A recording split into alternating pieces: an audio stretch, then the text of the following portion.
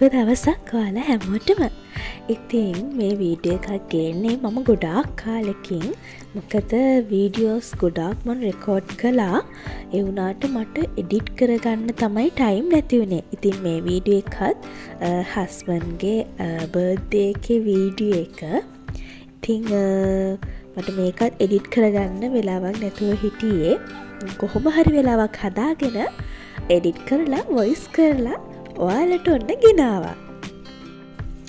ඉතින් මම මේ හාට්ස් ඇඳ කරන්නේ හස්බන්ඩ්ගේ බර්ත්ඩේ එකට. ඒ කියන්නේ එයාගේ සර්ප්‍රයිස් බර්ත්ඩේ පාටි එකට ඩෙකරේෂන් එක මගේ අතින්ම කරන්න.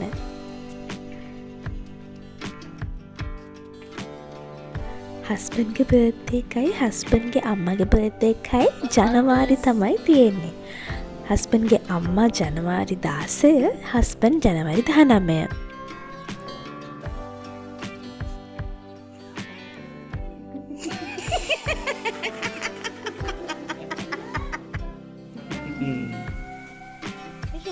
ඉතින් අපි මේ සමරන්නේ හස්බන්ඩ්ගේ අම්මගේ බර්ත්ඩේ එක.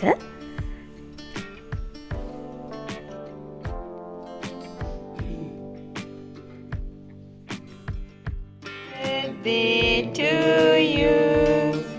Happy birthday to you.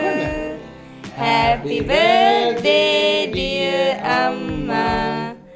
Happy birthday to you. Yay! Apa? Kau kisah tu.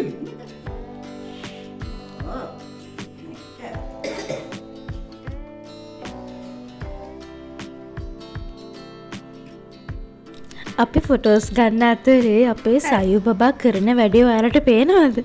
හෙමින් කේක් එකට අත දදා චුට්ට කනවා.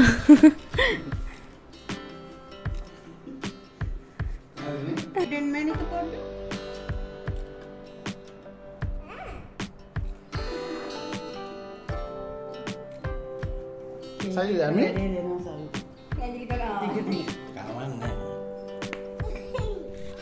අම්මගේ බර්ත්ඩේ එකට අම්මා යන්න ආසම තැනක් තමයි කැලණි පන්සලට. හැම පාරම වගේ අම්මගේ බර්ත්ඩේ එකට අපි කැලණි පන්සල් යනවා. මේ පාර අක්කත් ඉන්න එක අම්මට හරිම සතුටුයි. ඇත්තටම ඉතින් අම්මා කෙනෙකුට තමන්ගේ දුව විශේෂ අවස්ථාවකදී තමන්ගේ ළඟ ඉන්නවා කියන්නේ එක හරිම සතුටු දෙයක් නේ.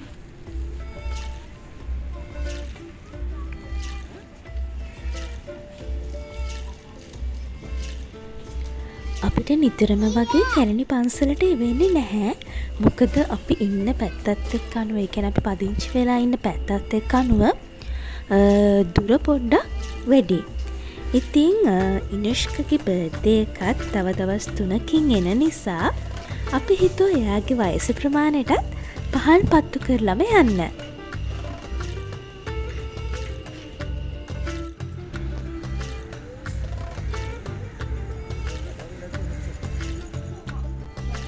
වැඳලා ඉවර වෙලා අපි 6 දෙනා ආවා ඩිනර් ගන්න.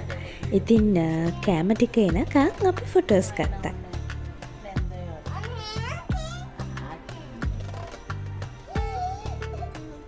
Nanda Dayana, mana itu rata?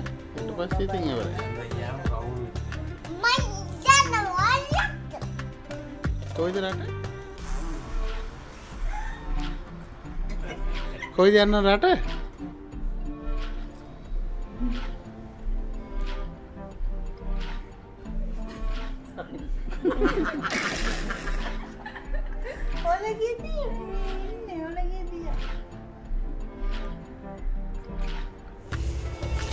ඉතින් මේ ජනවාරි 17 වෙනිදා.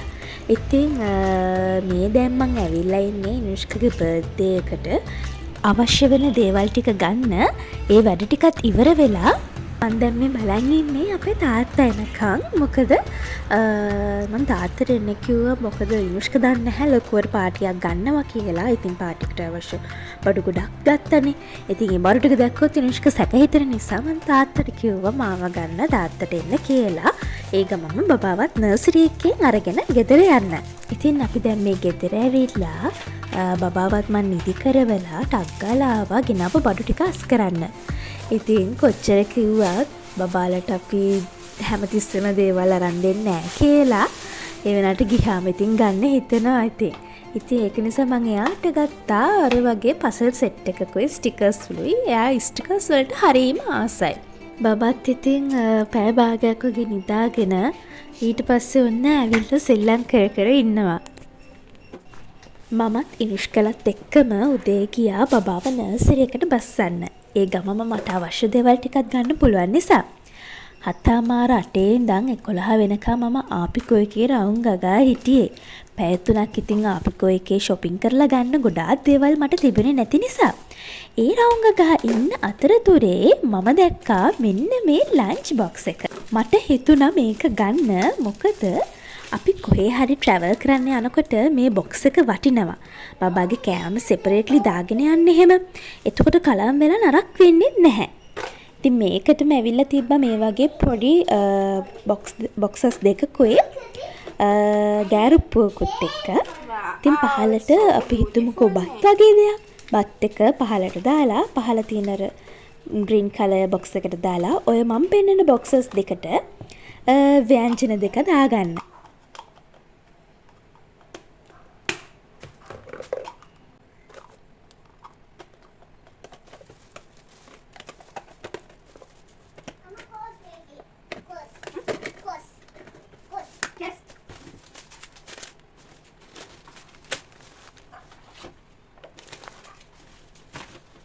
ඉතින් මේ බෑග් එකේ තමයි මම ඔය බඩු ටික ඔක්කොම වගේ ගෙනාවේ.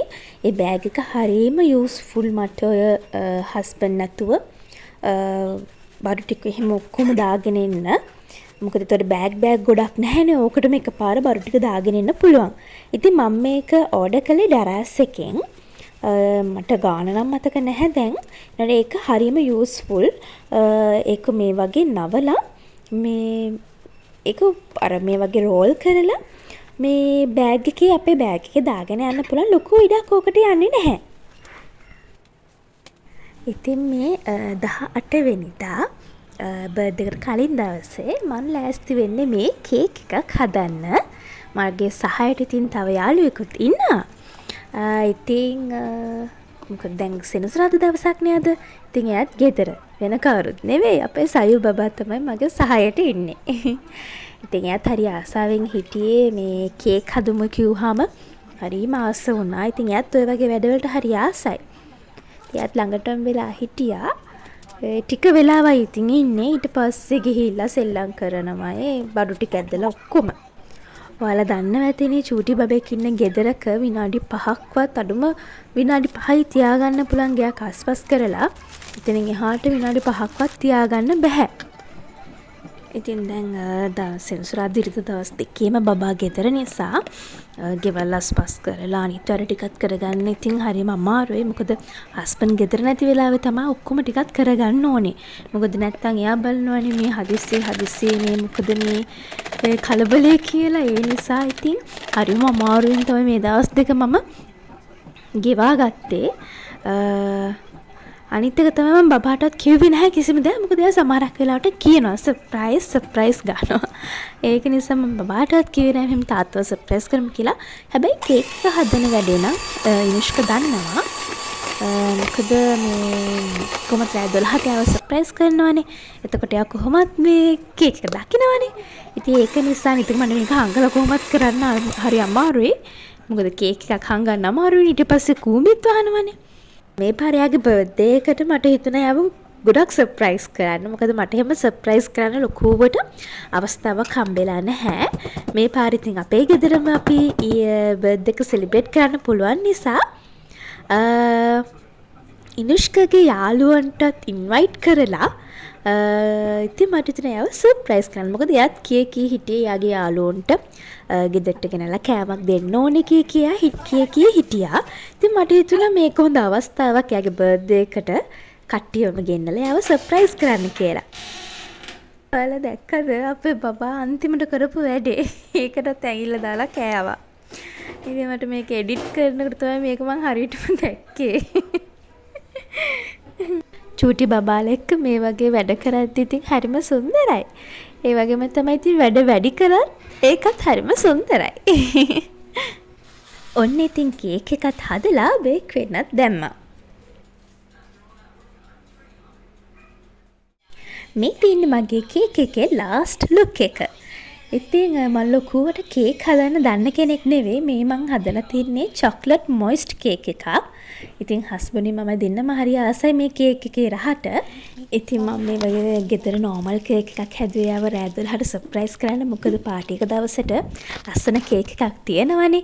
ඉතින් ඒක නිසා ඒ බව හස්බන්ඩ් දන්නේ නැහැ. ඉතින් මම කිව්වා මේ පාර මං ගාව සල්ලි තිබ්බේ නැහැ. ඒ නිසා ගෙදරම කේක් එකක් හැදුවා. ලොකුවට කේක් එකක්. ඔයාට ඕඩර් කරන්න බැරි වුණා කියලා. Happy birthday to you.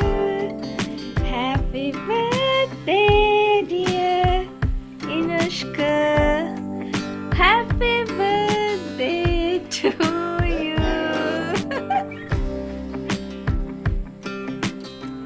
Konde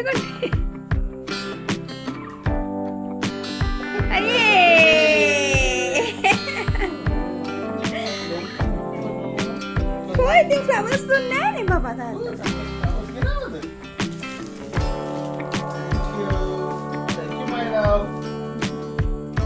ඔය මගේ ගන්නේ රෝස මල් දෙක.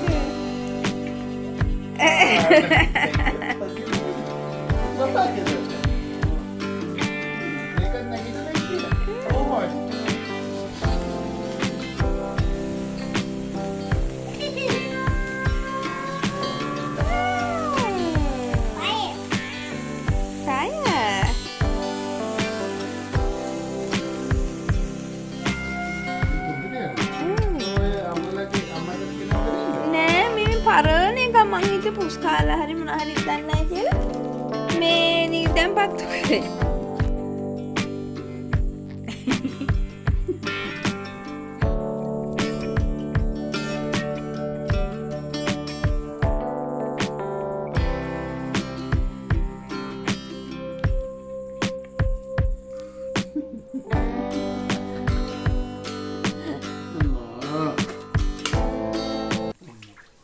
අද ජනවාරි 19. ඉතින් අද තමයි ඉනුෂ්කගේ බර්ත්ඩේ එක තියෙන්නේ. හැමදාමත් වගේ අපේ විශේෂ දිනයන් වල කිරිබත් අපේ ගෙදර උයනවා වගේම අදත් කිරිබත් හදන්න තමයි මම මේ ලෑස්ති වෙන්නේ.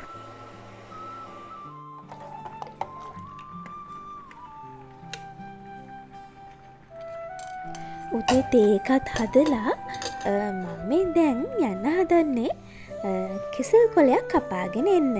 ඉතින් අපේ ගෙදර කෙසෙල් පඳුරේ ලොකුවට මේ උස්ස පඳුරක් නෙවෙයි තාම පොඩි පඳුරක්. එන්නට මං හරි ආස දෙයක් තමයි කෙසෙල් කොලේ එහෙම කෙසෙල් කොලේ දාගෙන කන්න මම හරිම ආසයි. ඉතින් මම මේ කොළ කපන විදිහට කෙසෙල් ගහයි ඉතින් ලොකු වෙන්නේ නැහැ. මුල්ම කිරිබත් හැන්ද බුද්ධ පූජාවට මම වෙන් කරලා ඊට පස්සේ අපිට කන්න පිඟානකට කෙසෙල් කොලේ දාලා ඊට උඩට කිරිබත් ටික දාගත්තා.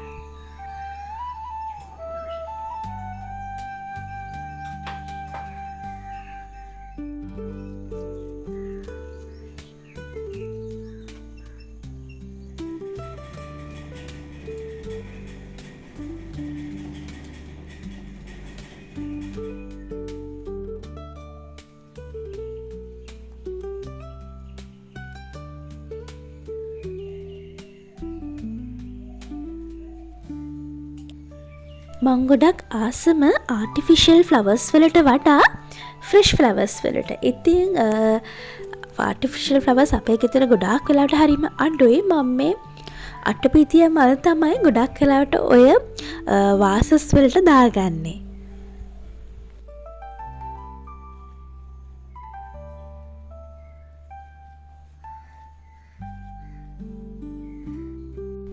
කිරිබත් එකයි ලුණු මිරිස් එකයි රෙඩි කරලා මේ සුඩින් ලස්සනට තියලා තිබ්බා. හස්බන්ඩ් නැගිටලා එනකොට බලන්න